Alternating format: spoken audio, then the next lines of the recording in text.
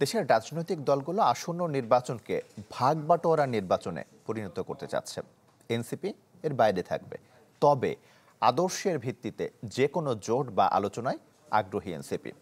রাজধানী শাহবাগে আবু সাইদ কনভেনশন সেন্টারে এনসিপির কেন্দ্রীয় নির্বাচন পরিচালনা কমিটির সংবাদ সম্মেলনে এসব কথা জানান দলটির আহ্বায়ক নাহিদ ইসলাম। নির্বাচন যতই দোরগোড়ায় আসছে ততই প্রস্তুতি প্রক্রিয়া এগিয়ে নিতে বাড়ছে তোড়জোড়। বসে নেই নতুন দল জাতীয় নাগরিক পার্টি এনসিপিও। এরই অংশ হিসেবে শুরু হয়েছে 2 দিনব্যাপী সাক্ষাৎকার পর্ব।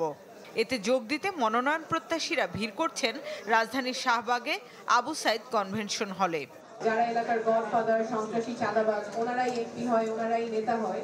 যারা সৎ মানুষ, যারা যোগ্য মানুষ, ওনারা কখনো রাজনীতিতে জায়গা করতে পারেন না, ওনারা কখনো এমপি হতে পারেন না, এই ধারণাটা আমরা ভাঙবো।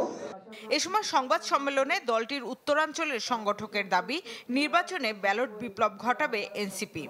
আগামীতে মানুষ ওই বয়সের মধ্যে সীমাবদ্ধ থেকে, মার্কার মধ্যে সীমাবদ্ধ থেকে, পুরাতন দলের মধ্যে সীমাবদ্ধ থেকে কাউকে বিজয়ী করে আনবে, এই সময় শেষ হয়ে এসেছে।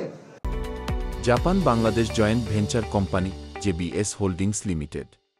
দলটির এই কেন্দ্রীয় নেতা বলেন, সংস্কার প্রক্রিয়া সরকারের দায়িত্ব হলেও রাজনৈতিক দলগুলোর কমিটমেন্টের অভাবেই বাধাগ্রস্ত হয়েছে। আমরা যে কমিটমেন্টটা দিয়েছিলাম সেই কমিটমেন্টটাই আমরা রেখেছি। আগামীতে ইনশাআল্লাহ সংসদে গিয়ে জনগণকে যে কমিটমেন্টগুলো এই সংসদ পর্যন্ত আমরা দিব, সেগুলো ইনশাআল্লাহ বাস্তবায়ন করার প্রচেষ্টা চালাবো।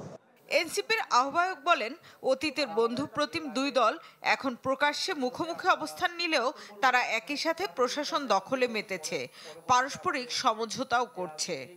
বিভিন্ন দলের নেতাকর্মীরা তারা প্রকাশ্যে বলে বেড়াচ্ছে যে প্রশাসনকে কিভাবে দখল করতে হবে, প্রশাসনকে কিভাবে হাতে রাখতে হবে। ফলে এই দলগুলো এখন মুখোমুখি দাঁড়িয়েছে, একসময় তারা বন্ধু ছিল, তারা কিন্তু একটা চক্রান্ত করছে। আরো দাবি করেন, আসনের লোভে নীতি বিসর্জন দিবে না এনসিপি, তবে কারোর সাথে মত মিললে চলবেন একসাথে। শামিমা সুলতানা, চ্যানেল 24, ঢাকা।